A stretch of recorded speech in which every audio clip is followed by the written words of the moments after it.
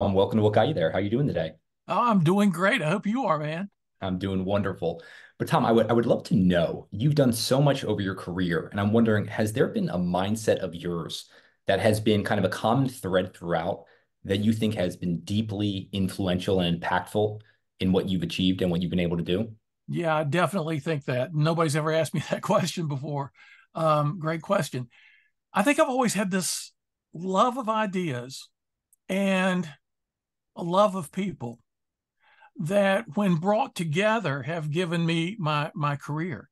Um, a love of ideas alone, you could become a very abstract philosopher, right, or a theoretician of some sort. And my early career was that. I did philosophy of religion, philosophical theology, metaphysics, epistemology, a lot of really complicated stuff that 37 people in the world could understand, basically. And but I did really well in that. And I flourished. But then my love of people kind of got the best of me and rose to the level of love of ideas. I realized I can do both. I can love the world of the mind, intellectual discovery, and I can put it to use for the good of other people. I want to do that.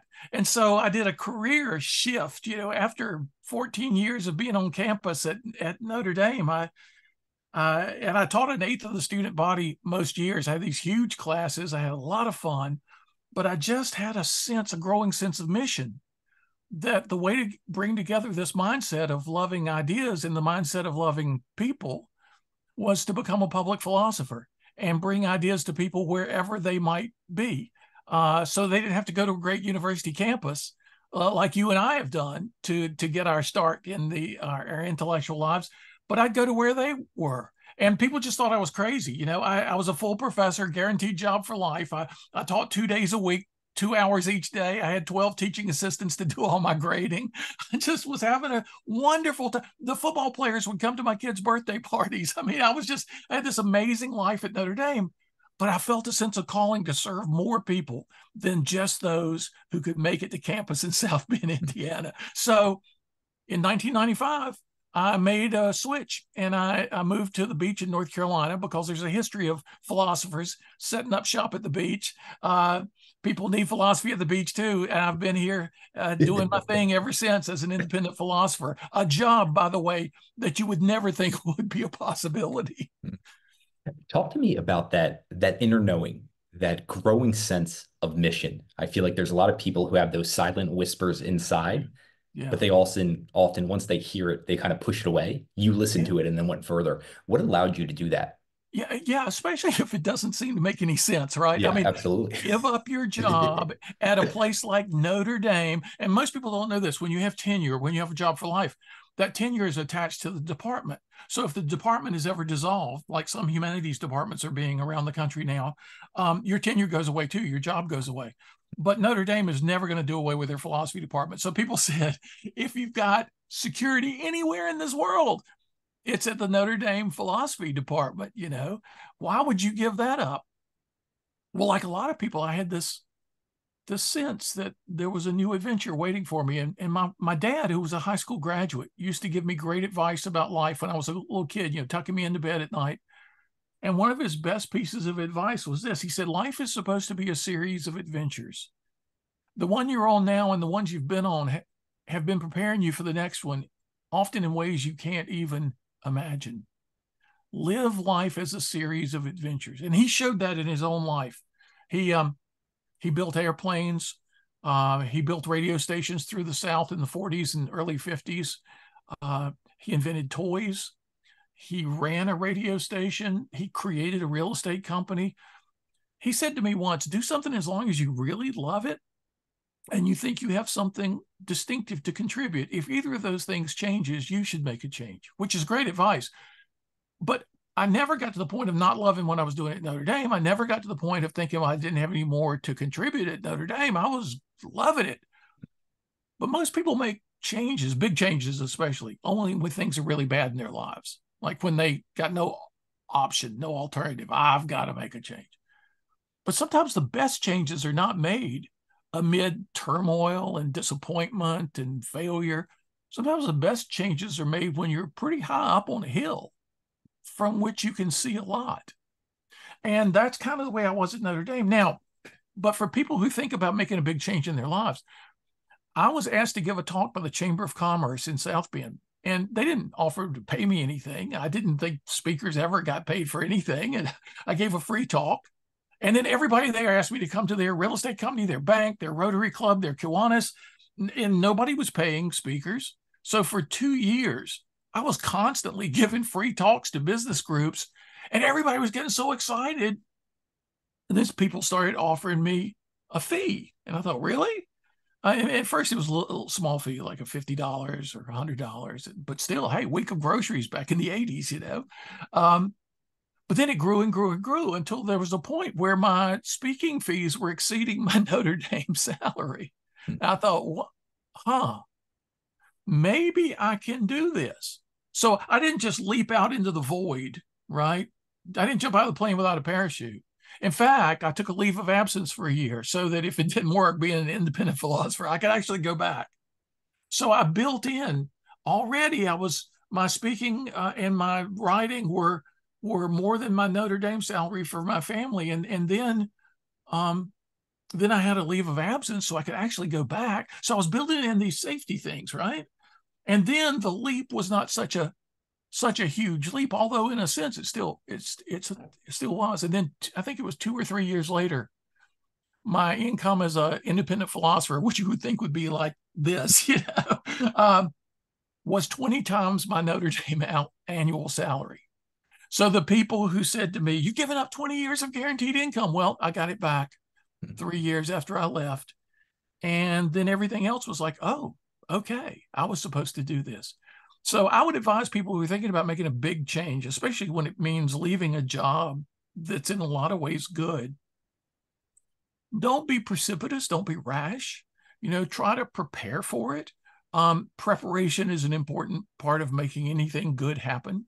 And then go for it, because you could be a trailblazer. It's not like I could call up people and say, how do you do public philosophy outside of university content? There was nobody. I had to kind of make it up as I went.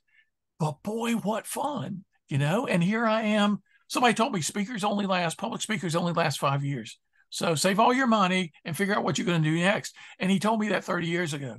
And here I am still doing it. So it's quite a story, I guess. Yeah, you this great line in one of your books. Our choices are always broader than our past. The best adventures in life need to be chosen, not from a predetermined menu based on what you've already done, but rather out of our own deepest sense of who we are and how we can contribute to the world. I'm wondering for you, what has heightened that level of awareness to know the deepest sense of who you are? Yeah, that's something a lot of people forget, right? Because there's a lot of great advice in our culture floating around for the last 20 or 30 years about personal achievement, personal growth, about success. And there's a lot of bad advice too. Let's face it, there's a lot of false wisdom, faux wisdom, I call it counterfeit wisdom. But there's a lot of good stuff. And most of the good stuff is around goal setting. But there's way too little on the deep background of proper goal setting that is all about self-knowledge, right?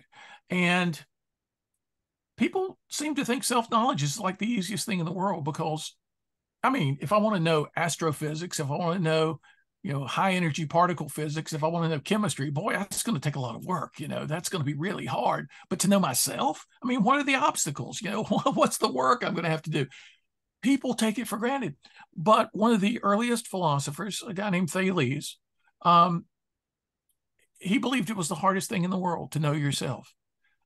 Because, first of all, we're distracted by everything outside us, right? We're distracted by constantly stuff happening that we need to attend to and focus on and take care of.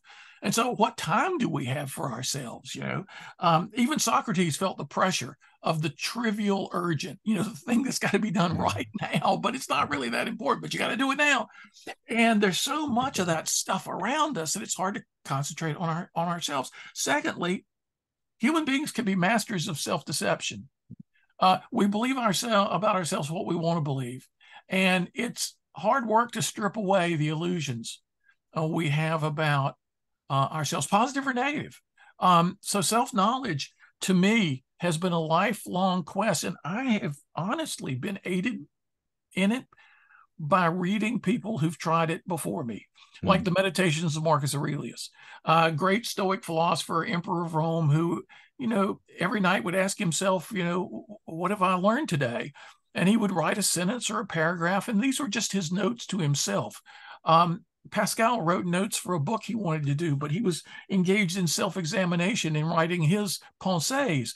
All through history, we have these examples of people engaged in Socratic self-examination. Socrates said, the unexamined life is not worth living. And I remember it took me a long time to understand that statement. The unexamined life is not worth living. What is it for something to be worth something else? You go into a store and you see a shirt you like, and you say, well, I like that shirt. And you look at the price tag, whoa, it's not worth that. The worth has to do with what's the cost? What do you have to pay? What if your resources are going to have to go into this? The unexamined life is not worth what? Living, the investment of your whole life, the investment of your days, the investment of your weeks and months and years. The unexamined life is not worth that. He insisted that all his fellow citizens of Athens examine their lives relentlessly and honestly. They insisted he drink poison and die. Okay, so it wasn't really a popular recommendation, but he was right. And so with examples like that, since I'm a philosopher, I'm exposed to that all the time. And so it's helped me be more sensitive to examining myself and finding out I can fool myself about all kinds of things. In fact, you probably know this too. I mean, you've probably experienced this in your own life, because I know how your podcast, you have this this is an amazing podcast. Your guests have been an extraordinary array of people. And you got to be a really smart guy yourself to get all these people to come and talk with you about the things that excite them the most. And the smarter we are, the better we are at fooling ourselves. And so it's really hard for really smart people to strip away illusions about themselves. And I'm not there yet, but I've gone far enough because of the example of those who've gone before us, so that I've gotten better at questioning myself, not just taking for granted every thought that crosses my mind, right? But say, well, wait a minute, where's that coming from? The better we get at that, the less foolish we are, the wiser we become, I think.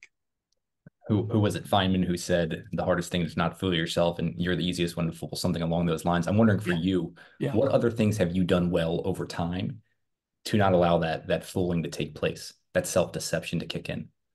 Well, some of the stuff I've done is not doing stuff well, is doing stuff really badly. Yeah. And I like to say at this point in my life, I'm 71 years old. I like to say at this point in my life, I stand high atop a massive mountain of mistakes from which I can see far. I mean, we shouldn't be so afraid of failure. We shouldn't be so afraid of making mistakes. Now, you can go to the other extreme. The fail soon, fail fast people haven't talked to many skydivers, right? Or neurosurgeons. So we should be cautious about failure, but we shouldn't be afraid of it, because often it's making those mistakes that redirects us onto the right path. So self-knowledge to me has been built both on the things I've done right.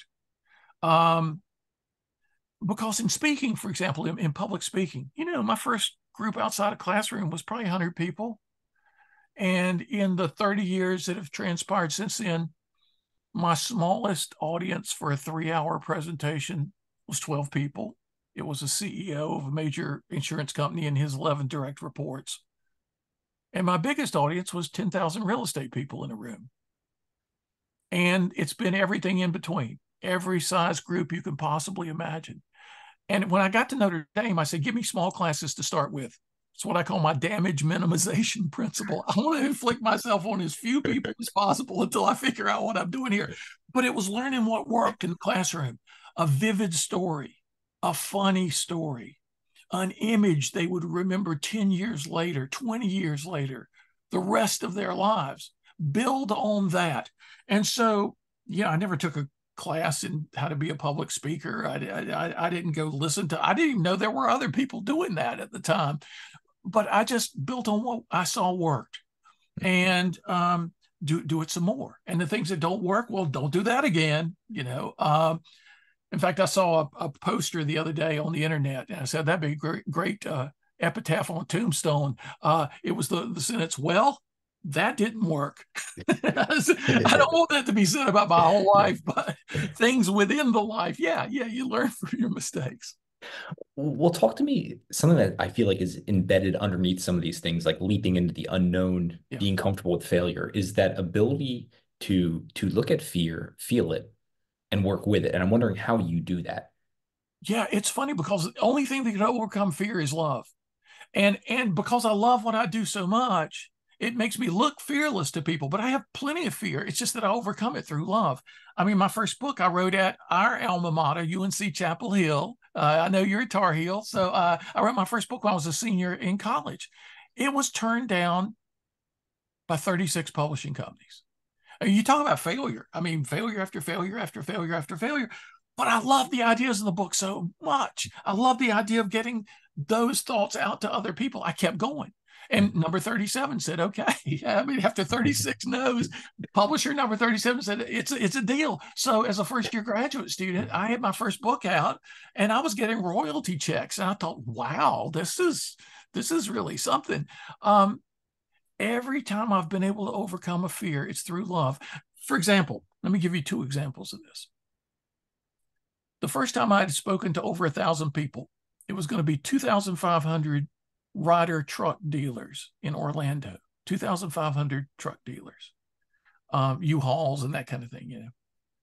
And the president of the company came up to me backstage like 5 minutes before I was going to walk on the stage. He said, "Well, we've never had a philosopher before." I said, and he said, and I got to warn you, these people are not your Goldman Sachs, Merrill Lynch people that you've been speaking to a lot. He said, they're not the executives at Ford Motor Company. These are mom and pop uh, convenience store owners who maybe rent a couple of trucks on the side. They're really not going to know who Plato and Aristotle are. Okay, so he tells me this 5 minutes before I walk on the stage. And so I said to him, my best bluffing face, I said to him, not a problem. What I'm going to talk about today is absolutely universal. But inside, I'm like panicked, right? Do I drop all my references to Plato and Aristotle? And then I thought to myself, no, I'm going to do what I always do. And a little voice in me said, just love these people today. That's your only job here. Love these people. Give every person in every seat something they can use today. That's your job. Don't worry about Plato and Aristotle. And so I went out and I did my normal thing, mentioning all these philosophers and telling all these stories. And they said it was the first standing ovation a speaker had ever had at the Ryder Truck Convention. I overcame my fear by my love for the people. Now, story number two. I'm going to give a speech for 5,000 people, financial services people in the Mecca in Milwaukee where the Bucks used to play basketball. And the night before, I go into this arena and it's huge and it's all dark. I'm there by myself. I see the size of this place. I realize what 5,000 people is going to look like. I mean, 2,500 was a lot. 5,000, it scared me to death. It's the most afraid I've ever been. And then I see this one sign, one light in this empty, dark building, the exit sign. I said, okay, that's what I want to do. I'm going to leave this place, go to the airport, fly back home. And then all of a sudden, something stopped me. And a little voice in my head said, tomorrow, this is your house. And I said, whoa, whoa, whoa. Tomorrow, this is my house. Tomorrow, for an hour, I own this place. Everything that happens during that hour is up to me. This is really going to be amazing. And the fear just vanished like fog under a bright sun. It was like my love for the people, wanting to do something good for everybody in that room, was the only thing that could displace fear. A lot of people don't understand. They hear people after a heroic thing, you know, first responders save a person from a burning car.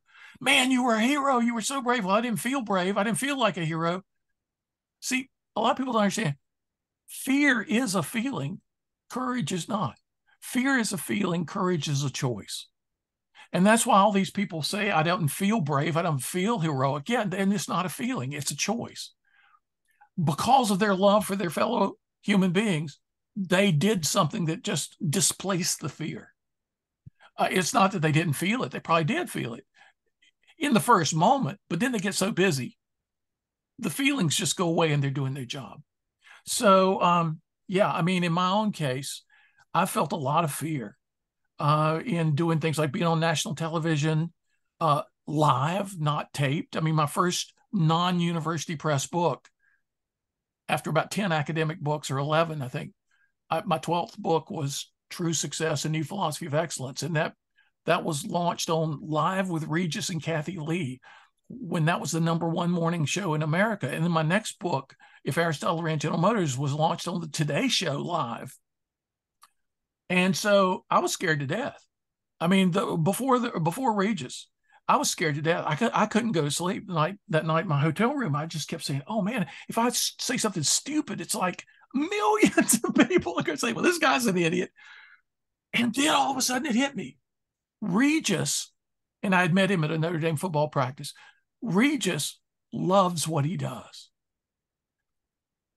Regis does this every day. Like, I'm in the classroom at Notre Dame. This is his normal day.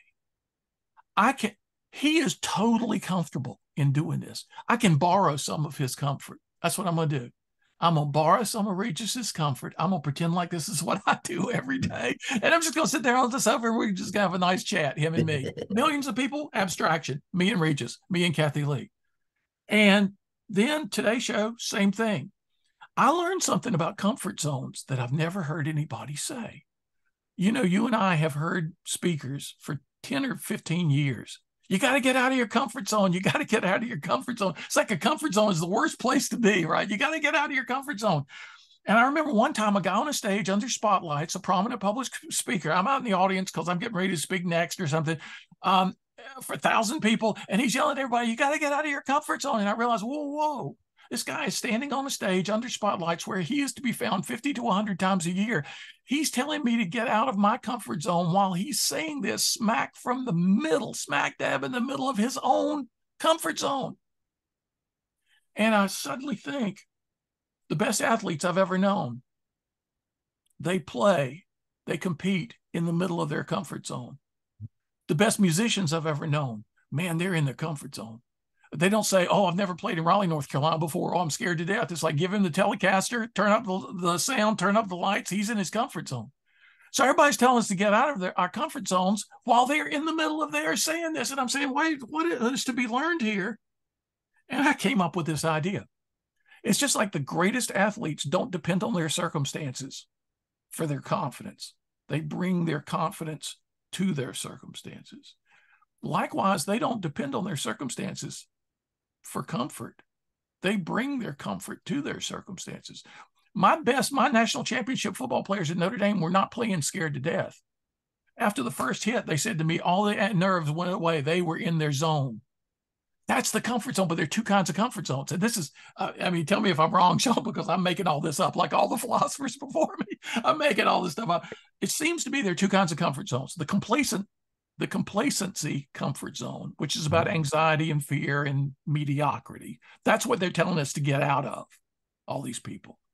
But there's another kind of comfort zone nobody talks about, and that's the courageous comfort zone. It's not about fear and mediocrity. It's about mastery. Yeah. The masters take their comfort with them wherever they go. So I've now come up with my own little idea of the portable comfort zone. We need to each develop our own portable comfort zone. So we're going to take it with us. I don't care what the circumstances are. I don't care if you're thrown in front of 10,000 people, if you're thrown in front of national live television, you bring your comfort with you. Even if you have to borrow a little bit from somebody who does it every day. Do you want to be out of your comfort zone, trembling in your boots? No, man. I want to be right in the middle of mine. So yeah, if your comfort zone is about complacency, get out of it. But create a new comfort zone that's about moving toward mastery. Yeah, I would say I agree with that. I think it's around attunement, meaning if you're in that lower tier comfort zone, you want to push out of that. That's the attunement and the alignment of, oh, okay, I'm pitching in front of 20,000 people, but this is what I'm about. Yeah. Doing it. And so that's where I think that alignment. So yeah, I like that. It makes me think of Emerson. If I have the universe against me, if I've lost confidence in myself, I have the universe against me. I'm wondering what else you've been able to do then to develop that confidence within yourself throughout that process. Yeah. It's the simplest things imaginable, right? And Emerson was my father's favorite philosopher, actually. I grew up in a house about twice the size of this room, a rented 800 square foot house. I grew up in full of philosophy books by people like Emerson. And Emerson was my dad's favorite because of his stuff about self-reliance, his stuff about cultivating yourself, not deferring to all the experts in Europe, but building your own as an American, your own sensibility and all this. And a lot of my confidence building, I just have to remind myself of what I've done in the past. I mean, this is funny. I hadn't done a Zoom talk for a while. Because with the pandemic, I was doing Zoom talks 2 or 3 times a week. And then with the end of the shutdown, the kind of waning of the major part of the pandemic, people started going back to live events. And so it had been a while since I'd done a Zoom presentation to a lot of people. And I got so nervous about it. And then I did it, and it was like the greatest possible experience. And I just said to myself, okay, that was stupid, me being nervous about this at all, because how many times have I actually done this? And has it ever gone badly? I mean, how do I you know what? It used to be when I was introduced in front of a big crowd of people, I would feel my heart rate go up. And I would say, like everybody says, oh, I'm getting nervous. I'm getting nervous. And at a certain point, I learned not to say that anymore. I learned to say, I'm getting ready. Mm. I'm getting ready. Because the best people have a certain energy build in them when they're about to do their thing. And that energy is what they surf on to success. So when the energy happens, most people let it shut them down, worried about it. They interpret it as nerves. I'm worried. I'm scared. How do you interpret the energy, the heart rate, the increased awareness? Well, interpret it as being ready, and it's a great thing. Oh, we're going to go do this. This is going to be great. The best people get nervous because they care, but that just means their body is preparing them for super energy, super performance, and go with that. I mean, and it was talking to a lot of championship athletes and Olympic gold medalists and people like that I really learned some of that. My own tendency to do it was just kind of innate, to start saying I'm getting ready rather than I'm getting nervous. But then I saw reinforcements in conversations I've had with a lot of people about the way they build their own confidence through visualization, through all kinds of mental techniques. And philosophy is about profound ideas, but it's also sometimes about simple mental techniques. I just was asked to do a book on Stoicism, which I finished about a month ago. Stoicism for Dummies, the For Dummies books, will be out in about a month. The Stoics had lots of really easy to adopt mental techniques for dealing with difficulties, for taking advantage of opportunities. But these simple techniques were always rooted in deeper ideas. And so people think philosophy is all about all this really deep and profound stuff that maybe is not related to ordinary life. Well, there's this whole stream of practical philosophy that I've been rediscovering in the past 30 years. And that's what I'm trying to bring to people in all my books and all my talks. So yeah, I'm learning all the time, Sean. I know you are too. We draw on other people's experiences. We say, oh, I can do that. Oh, that's a great way of thinking about things. And the buddy system has been from the earliest human epic poem. The Epic of Gilgamesh is about a buddy situation. The greatest human endeavors are never accomplished completely solo, completely alone, but always with the power of partnerships. And so no matter what we're trying to do, whether it's fairly simple, like I need to lose some weight, or whether it's fairly complicated, like I need to shift my profession, I need to do something very different for my work, to bring in somebody, to bring in a partner, a conversation partner, an encouragement partner, it can be so important. So I've just recently, in the last few years, started urging people, take advantage of the buddy system. They say, no, don't go out in the ocean alone when there are rip currents and stuff. Yeah, right. Don't try anything tough alone. Get a buddy. Mm. Tom, this makes me think about a tougher time for you. I'm just seeing this kind of natural energy you have, this charisma, this zest for life. And I want to know what energy, focus, dedication, how you learned more about these concepts from eating a bad piece of fish. Yeah. You remember that story, right? Yeah. Yeah, I was on book tour in 1994 for True Success. And it was going great. I mean, they were flying me all over the country, and I was doing national radio, national television. I was doing, Good Morning San Diego, Good Morning Chicago. I was doing the bookstores everywhere. I had every experience an author could have. I had a store where it looked like nobody was going to show up, and because they had forgotten to advertise it. And then one guy showed up. I thought, oh, great. One guy showed up, and he showed up to ask me for a loan. So, I mean, that was something. And then another time I had 400 people standing in line so to get me to sign a book. So I had every kind of experience. And I won't say in the middle of that, but toward the end of the book tour, I was at Boca Raton Resort and Club to do an event at Liberty's, their great independent bookstore at the time, where I had 700 or 800 people show up for my book, True Success. And I said to the manager of the store, "This is awesome, 700 or 800 people." He said, "Well, you should have been here last week. There were 2,000 for Stephen King." Oh, okay. Maybe I should just scare everybody here. Yeah.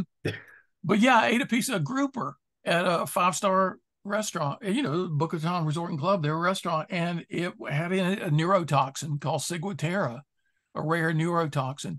And I was 3 days later, I had no effects for 3 days. And the funny thing about this neurotoxin is the sooner it has effects, the lesser the illness will be. The longer it takes to have effects, the worse off you're going to be. My son that day was saying, because he ate the same fish, he said, "Oh God, my neck hurts. Why does my neck hurt so bad?" And then a few days later, my wife would be driving him to school, and he would be saying, "Well, where are we?" A lack of short-term memory, a lack of all kind. So I didn't have a single symptom for 3 days. And then I'm giving a speech 3 days later, True Success, 7 universal conditions for success. I'm on condition number 6. I'm almost done with my talk. And all of a sudden I'm paralyzed. My neck is paralyzed. I can't move my head. I feel like I'm being napalmed. My lungs stopped working. And I remember my last words were, "I can't breathe." And the 300 horrified people in front of me who had just been trained the day before in CPR, 3 guys run up and they throw me down on the stage and they take off my tie. And before I knew it, EMTs are there. Oh, his body feels like he's on fire. It's just, and I'm in bed 6 weeks. I ended up in the Mayo Clinic, and, nobody could diagnose it because it was such a rare thing. And I learned the one thing they told me is I would have symptoms for 5 years. I would be so dizzy I couldn't stand up without my hand on something. So my students never knew it at Notre Dame. When I was back in the classroom, it was like I was always leaning against the podium, leaning against the wall. I had my hand on something. They didn't know it was because I couldn't stand up otherwise. And I was dizzy all the time. And then after about 5 years, it disappeared. But I learned during that period, again, my love for my students. I gave a talk for a major New York bank for maybe 500 to 1,000 people when I just was barely recovering from this. And I just threw myself in it with all the energy that I'd ever done in a talk because, hey, every group is the most important group to me on the surface of the earth, the hour I'm with them. And so I'm going to do everything I can to make it a great experience. And they didn't know that practically put me back in the Mayo Clinic, just the amount of energy in that presentation. But I learned what we were capable of. And I will tell you something, Sean, and I know you know this too, but not a lot of people watching this podcast may be convinced of this. Our abilities tend to be far greater than what we suppose. I mean, my wife recently had a diagnosis a few months ago. It was late July. She just started itching all over. Her skin started turning color. She got a blood test, cholesterol 666, which is ridiculous. Oh, you've got a gallstone caught in a valve or a tube or something. We'll pull it out, no problem. It ends up being, no, it's not a gallstone. It's a growth. Oh my goodness. It's probably nothing, but and it ends up being one of the rarest and most aggressive forms of cancer called ampullary cancer. And she has to have a surgery that ends up a few months ago, August 10th, taking 7.5 hours. And I lived in a hospital room for 18 days. I slept in a chair. And I slept in segments of 30 minutes because you know what it's like in a hospital room, probably. They're waking you up all the time. And my wife had needs all night long that I would help her with. And I said to myself, wait, I've got to live in a hospital room. Originally, I thought it was going to be a week or two. I won't last but 3 days. I need my sleep. And 18 days later, I'm going strong. I learned from Ciguatera. And by the way, my wife had what's called a curative surgery, no cancer, completely cured, no chemo, no radiation, good to go, good for life, because she had one of the best surgeons in the world for this at Chapel Hill, UNC Chapel Hill, go Heels. And I learned from that, just like I learned from the Ciguatera. Hey, most of the limits we think we have, we can go far beyond those limits. I thought I was going to last for 3 days. 18 days later, I was going strong. And actually, we had to be away from home for 7 weeks. And I was going strong, man. And I was doing nothing but serving 24/7, being a servant. And you know what? The more we bring that into our daily lives, that mindset of being a servant, doing what we do out of love, then not only are we going to defeat fear, like we were talking about a little while ago, we're going to defeat a lot of other negative things too. And we're going to blow past a lot of the boundaries and limitations we wrongly think we have. Now, I'm not one of these guys who has the no limits bumper sticker, because I know we all have limits. But most of us think we have limits that we don't have. When we're really impelled by necessity and love, we can blow past so many things that we think are going to limit us. And so I recommend to people, don't sell yourself short. Don't say to yourself, I could never do that. If you do it out of love, if you do it as a servant, sky's the limit. Tom, what were you saying to your wife during the diagnosis and leading up? I'm asking because 2 days ago, someone close to me got a very daunting diagnosis. Yeah. And I'm wondering what ideas we can help bring into their life to help them during this time. Well, she helped me as much as I helped her. That's while we've been together for 50 years. But she had this natural tendency, one step at a time, one day at a time. You don't have to become Google MD, envisioning all the worst possible worst case scenarios. You do what the next task is. You focus on the very next thing. And if you do those next tasks right, it can be amazing what can happen. Now, we were given false hope many times in our local medical folks trying to figure out what this was. It was so rare. Of 100,000 cancer patients, one will have this particular cancer. So it wasn't, people weren't real familiar with this. So they kept diagnosing it as lesser things. Mm. And all the lesser things gave us false hope. Yeah. And people are so against false hope. They're often against hope itself because they're too afraid it's going to be false hope. But I want to tell you something. Little bits of false hope helped us with the time we needed to adjust to the next truth we learned, and the next truth we learned, and the next truth we learned. Each time having a little hope that ended up not being well founded gave us breathing space. So I'm not an enemy of false hope if it's not a deceptive strategy. If you're open to hope, though, some of your hope will be false hope. That's, a risk you always take. But even false hope can play a positive role in people's lives, preparing them, giving them time to prepare them for the next thing they have to face. So be as optimistic as possible, be as hopeful as possible, but do one step at a time. Don't get ahead of yourself, right? And so I was talking to her about things like this, but she was talking to me about things like that too. And she went through this whole deal without feeling any fear of outcomes. That was better than me, because it was supposed to be a 5 or 6 hour surgery, and 7.5 hours into this, or 7 hours and 20 minutes before I got word that the surgery was done, I was starting to worry, Yeah. right? No philosopher is immune to that. Mm-hmm. It's how you handle it, how you deal with it that matters. But she told me, she said she never had anything but peace and confidence about the whole process. And now to see her, we've been home now a couple months, and she's just her normal self. She's, energetically gardening 6 hours a day and cooking great meals and doing her artistic stuff that she does. And she's just back to normal. But we had to go through a dark night of the soul in a lot of ways to rely on the stuff we've learned from the great wisdom traditions of the world that have informed both of our lives for our decades together. And boy, the great wisdom of the world works.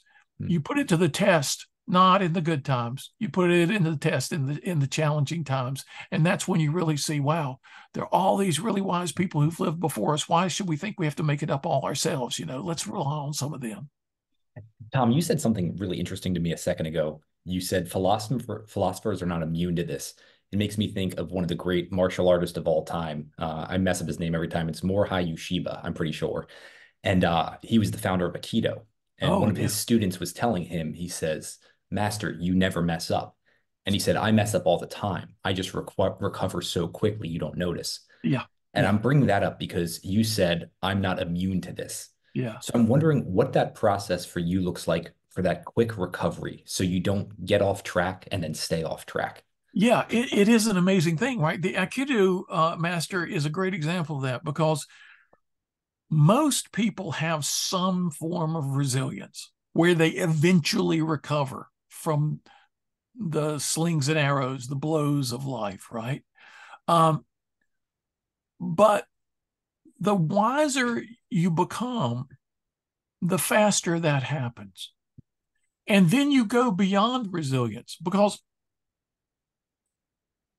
people have been talking about resilience for about 20 years now, 25 years. And it is about, in its most basic concepts, about bouncing back from a mistake, from a failure, from a difficulty, a disappointment, a tragedy, bouncing back. And for the last 10 years, we've been talking about this concept of grit, which is another concept we need in difficulties, the ability to soldier on, to persevere.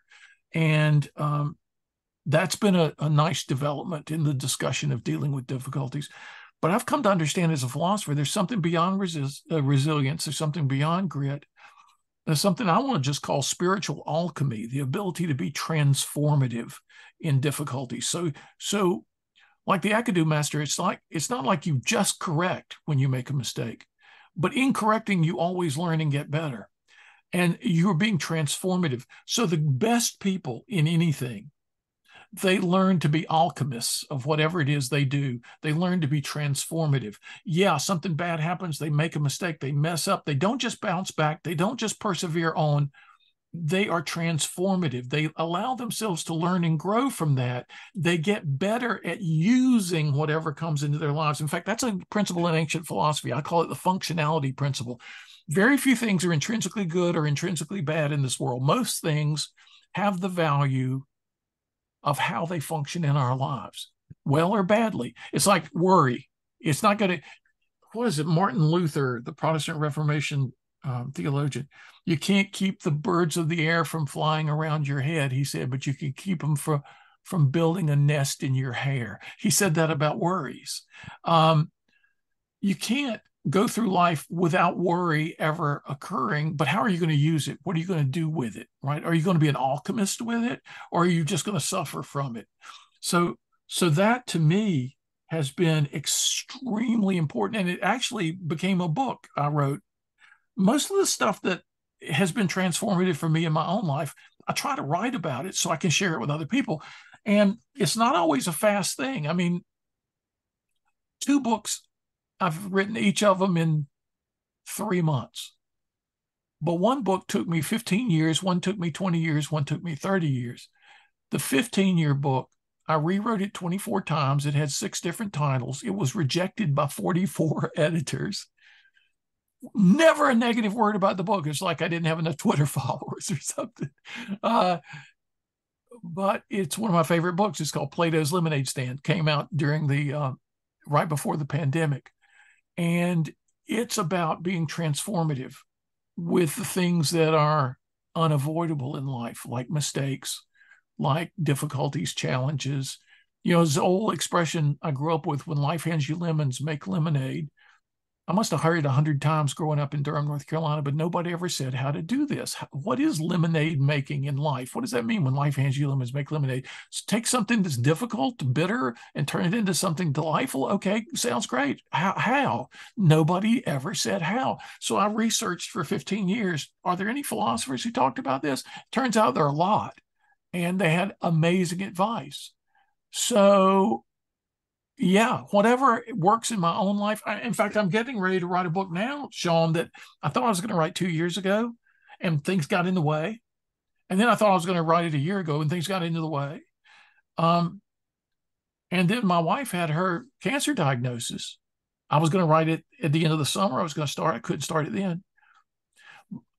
It's a book that's going to be called The Gift of Uncertainty. And I had already researched it. I already had all these great things to say.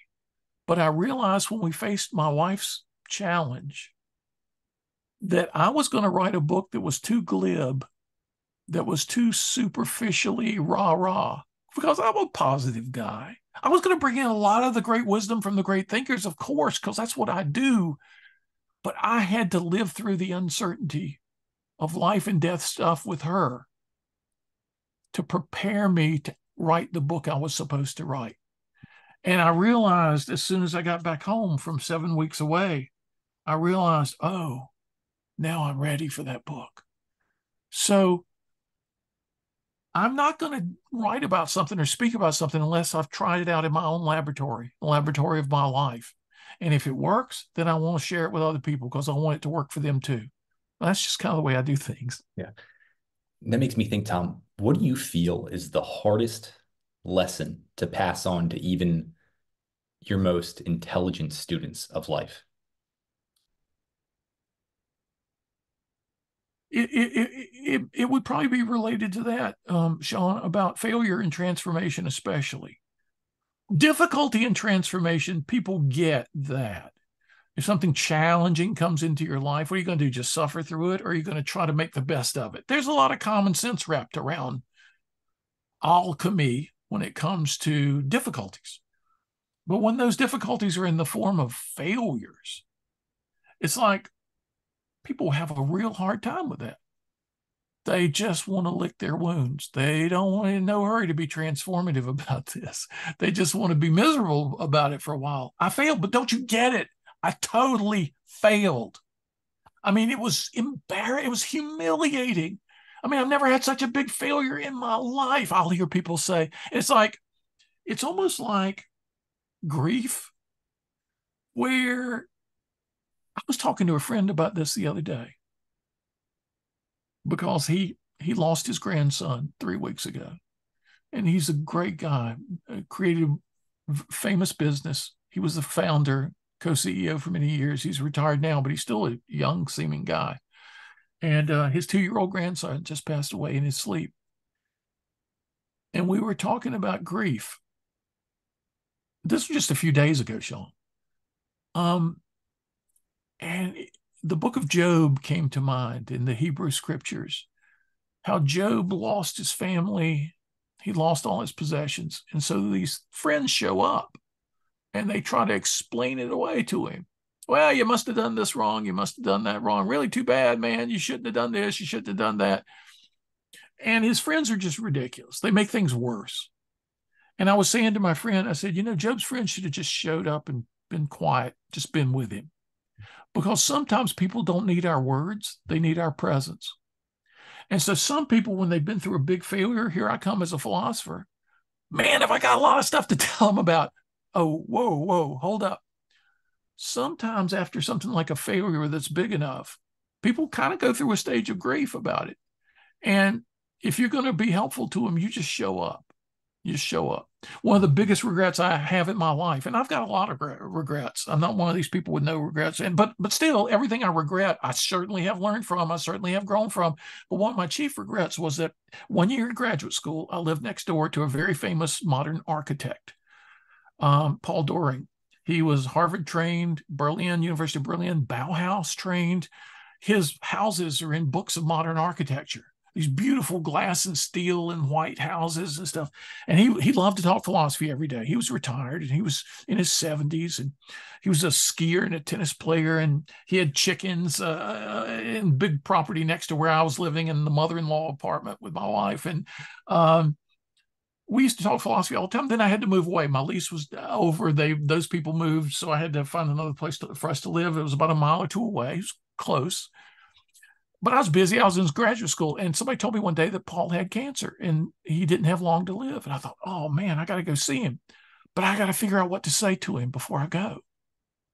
And the problem was days passed, weeks passed, months passed. I couldn't figure out what to say. And then somebody told me he had died. And I said, man, that's the stupidest thing I've ever done in my life, thinking that if I don't have the right words, I can't show up. He didn't need words. He just needed me.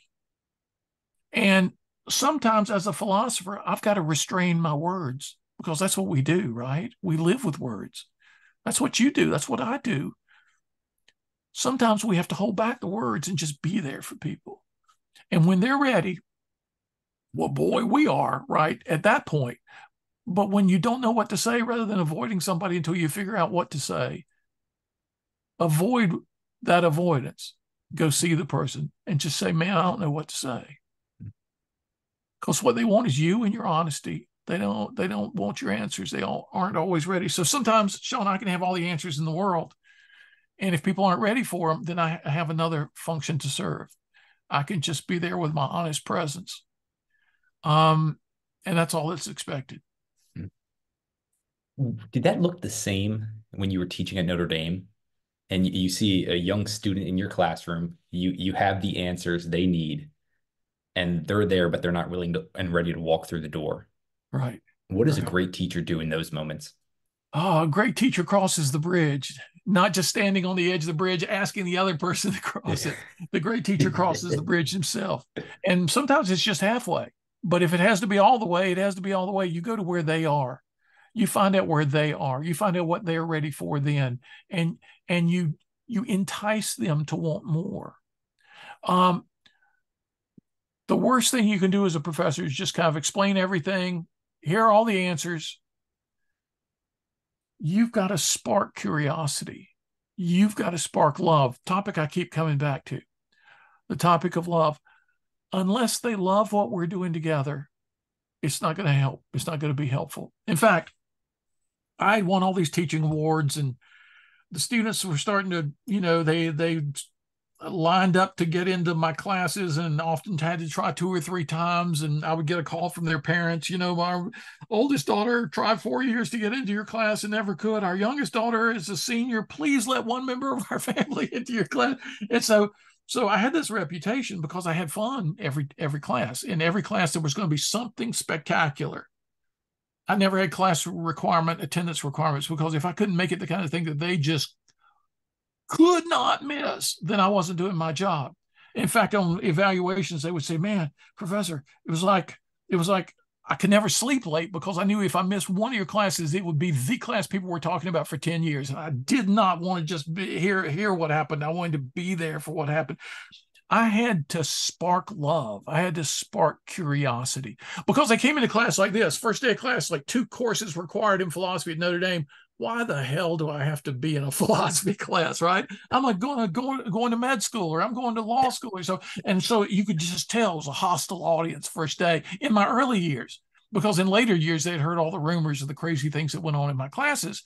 And so it was more like they're coming to a Broadway play, or they're coming to a rock concert. The problem with that, though, was this. I'd have to say to them at a certain point in my career, you guys, you think this is a Tom Morris show? You're season ticket holders. You go come see what I'm going to do next, right? But I got to tell you something. It's a lot less like a Broadway show than it is like Outward Bound. You got to pull yourself up the side of the mountain. Now, I'm your native guide, man. I've been here many times before. I can sure help, but you're the one who's got to do the climbing. So it's got to be a partnership. Back to the buddy thing, back to the partner thing. It's got to be a partnership. So it's not like, to be a great teacher, you have to be a great partner.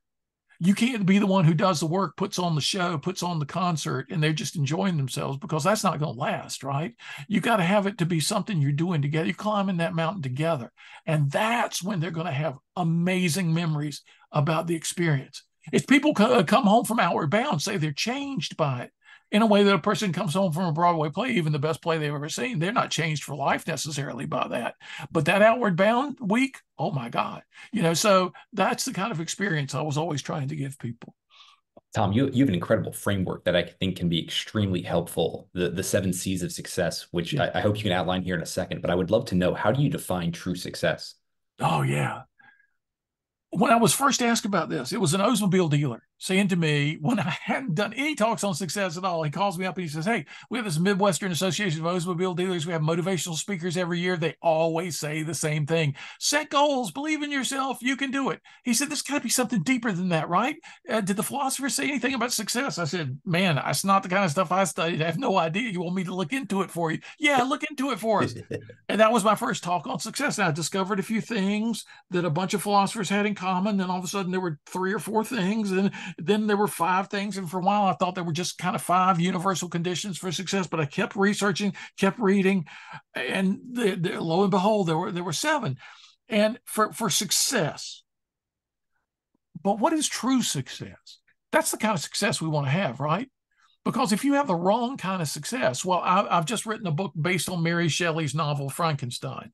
Victor Frankenstein had tremendous success, by which he launched into the world a monster he couldn't control. That's not the kind of success we want to have. It's the kind of success way too many people have in our time. And so, what is true success? Well, it's deeply satisfying, it's sustainable, it's good for others as well as yourself. That rules out Victor Frankenstein. So I started pondering the kind of success that is intrinsically good. Because you can have success as a bank robber, you can have success as an assassin, but it's not something to aspire to, as to be a great human being. So how does being successful at any given thing tie in with being a successful human being? Would tie in with human greatness, human excellence, human virtue, human wisdom? How do all these things tie together? So I came up with these 7 universal conditions, which are not necessary and sufficient conditions, such that each one is absolutely required and the sum total will guarantee the success, because that's not the way success in this world works. They are facilitating conditions. They position us better for success in whatever we're doing. And when people understand that, they understand, because there have been a lot of success motivational guys who made promises. You do these 5 things, or one guy, these 100 things, you will have. It's just like chemistry, right? You put in the right elements together, you're going to get the same result. No, the world is not like that. And the philosophers have never claimed that. The philosophers are more nuanced about it. So these 7 universal conditions are facilitating, positioning conditions for success in any given endeavor, but more deeply, the true success that any of our endeavors should be part of. You want to lay out the 7? Yeah. It starts, as people would imagine, with a clear conception of what we want to see happen. We need a clear conception of what we want. Vague thoughts cannot motivate specific behavior. We need clarity. Aristotle taught me we're essentially teleological beings. Telos, Greek word for goal. We are naturally goal-setting beings. But the clearer our goals are, the more specific, the more we activate mental abilities to spot things relevant to that goal. The more specificity, the better. Well, what if we're wrong? Well, we'll find out more quickly if we have a very specific goal, and then we can switch goals. They're not engraved in stone, right? But I tell people, have great conversations with other people about your goals. It used to be people thought, writing down your goals was magical. The power of articulation, using the disciplined borders of language to capture otherwise vague thinking into more precise forms, that's nearly magical. Whether you write goals down, whether you talk them through with other people. So that's number 1. We can say a lot more about it. Number 2, though, once you have a goal, bring a strong confidence to the pursuit of that goal. Number 2. So a clear conception of what we want, conception, confidence is number 2. Because if you don't have any degree of confidence, what are you going to do in support of the goal? Very, very, very little, right? It's not that you have to have absolute, complete confidence. Who has that? But you come up with as much confidence as you can bring to the challenge. And if it's a goal you can't bring confidence to, it's not the right goal. So each of these things, this is what's interesting to me, Sean. Each of these conditions will support your attainment of a goal, but they're all also a checklist for whether something should be a goal. So can I be confident in my pursuit of this? If not, can I get confident? If not, maybe this is not the right goal for me right now. And that's the way it'll work with all the other conditions, because number 3, we need a focused concentration on what it's going to take. There are people who have clear goals, strong confidence, but they don't know the steps they need to take to get there. They just think it's magically going to happen. So a focus, concentration on what it takes, intellectual concentration, concentration of thought and action. And number four, we need a stubborn consistency in pursuing the goal. So we're often our own worst enemies. We act contrary to our own purposes for a variety of reasons. So I help people understand that the word consistency, two Latin words that mean to stand together. Do our words and actions stand together? Do the people around us helping us out? Do we stand together or are we pulling apart? Consistency is so important. An emotional commitment to the importance of what we're doing. A lot of stuff on success talks about it like it's an intellectual game only, but Pascal said the heart has its reasons of which reason knows nothing. Love, passion, enthusiasm, emotional commitment, so important, especially with the more difficult goals. The next condition would be we need a good character to guide us and keep us on proper course. That kind of sort of rules out being a great assassin, being a great bank robber. But often it doesn't get talked about. And a young guy, a college student from Madrid, Spain, came to see me not too long ago, and he wanted to go out for breakfast. And he was a friend of a friend, so I said, sure. And so we go out to breakfast. We sit down at this little dive breakfast place. I think he's going to ask me, what's good here? But his first question was, what is wisdom? He says. And I gave him the answer I often would give people. Oh, wisdom is just insight for living. Oh, okay. And then an idea occurred to me I'd never thought of before. So I said it. Wisdom is guidance and guardrails. And he said, not a native English speaker, what are guardrails? I said, you're up driving in the mountains. You're going around a little twisty road. There's a metal a railing to keep your car from going over the side. Oh, guardrails. Okay. I said, wisdom is guidance to show us the way forward and guardrails to protect us along the way.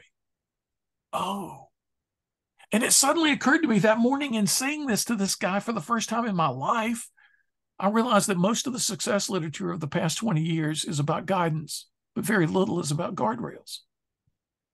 And so you have people being successful at all the wrong things. And so character is important. Character is about, it's the Greek word ethos, which gives us the word ethics, but it's not just about rules. It's about virtue. It's about love. It's about the good of others as well as ourselves. And then the last one, so a clear conception, confidence, a focus, concentration, consistency, emotional commitment, good character. The last one is capacity to enjoy the process. And I didn't just cheat to get this one because enjoyment is not a C. I needed 7 C's. But actually, no, you can't enjoy everything. There are tough things that you just cannot enjoy, but you still have to do. So the condition is not enjoyment. The condition is a capacity to enjoy what can be enjoyed in the process. Oh, okay, cultivate this capacity, and then the good days will be even better, and the bad days won't be so bad. Because there's always something you can find, even in a difficult situation, to be grateful for, to relish. And I've even come to think that everything in life we can either enjoy or we can learn from. Those tough things that we cannot enjoy, 18 days living in the hospital, we can learn from. And then we can enjoy having learned. So those 7 conditions for success, I discovered them in the early 90s. No, I discovered them earlier than that. The first talk I ever gave was to my Thursday night review session, Philosophy 101. 400 students, 100 would come to review session every Thursday night. And I had the freshman football players in that class. It was the last Thursday night of the semester. I had just come up with the 7 C's of success. I wanted to share them with my struggling students so they could use them in the classroom. I didn't know that my freshman football players would use them on the field the very next year when they were the sophomore core of the national championship team of 1988. So that's when I first talked about 7 C's. It's that long ago. Well, speaking of all that time, Tom, I'm very interested. Since that time, I mean, incredible professor, award-winning professor, 30 plus books. How have you been able to produce that amount of work with such high quality? I know this sounds somewhat nuanced, but I'm really intrigued that Yeah. output that you've been able to have. How have you been so consistent with that? Yeah, that's a great question because I haven't been distracted by the things that would distract an awful lot of people who started having tremendous success. Yeah. Because I had companies paying me for an hour what Notre Dame used to pay me for a year. And doing that, one company had me speak with that kind of fee 43 times in a 3-year period. So that would have been 43 years of what I started my starting assistant professor salary, or more than that, actually. And a lot of people, it becomes all about the money. It becomes all about building a business for the money. Now, the greatest philosophers have said money is one of those things that's not intrinsically good or intrinsically bad. How it functions in your life is everything. Too many people let it function as the most important thing in their lives. And if I had been one of those folks, I would have been distracted from writing what I think people need to hear to just writing what I knew people wanted to hear. You get a lot of that going on in the personal growth, motivational success arena because people have gotten captivated by how great a business this can be. And that becomes their governing framework rather than just the intrinsic quality and trustworthiness of what they're saying and precision. When I decided to leave Notre Dame, a very famous philosopher wrote me a one-page letter. He said, please don't leave the academic life. He said, very few people can do the pioneering technical work of which you're capable. Very few people in the world. Stick with it. Don't just popularize. And I wrote him back and I said, man, thank you for the compliments on my technical work, but I wouldn't leave to popularize. I think the stuff I'm dealing with now is just as hard as the modalities of divine property exemplification in philosophy of religion, necessity and possibility and figuring out all this stuff in epistemology, metaphysics. I think what I'm doing now about success and happiness is just as hard, or we would have had it all figured out already. I said, I'm having to use the same analytical talents, skills that I've developed over the years. I'm having to use the same kind of precision. Now, I can't talk to people in a convention center the way I'd talk to fellow PhDs in an academic journal, but I can't sacrifice the precision. And so what I've got to do is invent new ways of being a philosopher. And boy, you talk about hard, so that you never sacrifice quality for the sake of quantity. And you can do it, but it's really hard. And that's why not a lot of people do it. But it's really satisfying when you bring it off. So I've really never been, I've had so many people insist that I create a big business because Stephen Covey did that. And other people, when I was first getting into this, there had been a couple of people who had done that big business, lots of employees. No, that's not my way, man. I'm not built that way. I'm not built to manage a lot of people. God bless the people who can do that. That's not my talent. My talent is I'm standing knee deep in cold river water in the mountains of North Carolina. Now, this is my mental vision. I'm standing in a deep stream of ice cold water, panning for gold all day long. And most of the day, my pan is full of mud. But every now and then, there's a sparkling gold nugget. I pluck it out, I wash it off, and that's what I give people in my speeches in my books, because they don't have time to stand in that cold mountain stream all day long looking for gold. I do. That's my gift. That's my calling. And so when I write a book, when I give a speech, man, it better be just full of nuggets because I'm trying to save people a lot of time, a lot of aggravation, a lot of heartache, a lot of expended energy. Here's a starting point. And I never want what I say to be the end point. I want it to be a great starting point for people in their own lives. Talking about great starting points, Tom, your books are incredible. I think they are loaded with a lot of those golden nuggets and those gems. I'm wondering, though, you got massive bookshelves behind you. If you could only keep one bookshelf from someone else on that shelf, yeah, which one are you going with? Oh, geez, that's a hard problem. Although I wouldn't consider myself a Stoic, because they did have a lot of beliefs and inclinations that I think. There's this movie called Thelma and Louise, and not to be a spoiler, but at the end of the movie, Thelma and Louise drive the car off the edge of a cliff on purpose. The Stoics have a lot of great ideas, but they take them to an extreme and they are always driving the car off the cliff. I would keep books of the Stoics because of all the practical techniques and tools they have. Plus, I would keep a shelf of all the great classic novels. And that's something nobody told me in graduate school. 3 years ago, I read the Odyssey 4 times, cover to cover, back to back, in 3 different translations, and I finally understood it. Same year, I read the Iliad twice, back to back, cover to cover. Understood it. I'm just 2 summers ago I went through. Oh, and by the way, the Odyssey is about the power of purpose, and the Iliad is about the power of partnership. 3 summers ago I read all of Jane Austen, and now I'm rereading because C.S. Lewis said if a book is not worth reading twice, it wasn't worth reading once. Mm. I get excited by a good book the first time I read it. But I don't master it until I've read it 2 or 3 times. And I just read Emma a few weeks ago for the second time. I just read Sense and Sensibility that I ended the night before last. I'm getting ready to reread Pride and Prejudice. Jane Austen was one of the great insightful writers about how often we misunderstand the people around us. How much we think we know about others that we don't know at all. We take a hint in the wrong framework, the wrong context because of our own predispositions, and we run with it and we're completely wrong. She pulls us back from the illusions that we rush after. And Don Quixote, Moby Dick, I've read Gilgamesh 15, 20 times. I've read Beowulf at least a dozen times.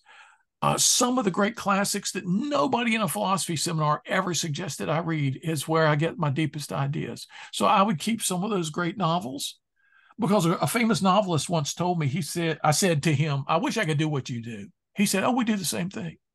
I said, what are you talking about? You sell a lot of books. No, he said, no. He said, we're both trying to understand the human condition. We just do it differently.